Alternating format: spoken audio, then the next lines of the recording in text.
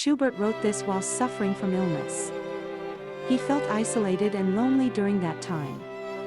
The second movement uses a melody from his earlier work Rosamunde. It is calm, lyrical, and deeply emotional.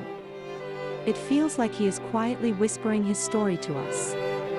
Despite the pain, he expressed himself through music. The melody flows like a personal confession. It's as if he invites us into his quiet sorrow. Can you hear Schubert's silent voice in the music? Let it touch your heart for a moment.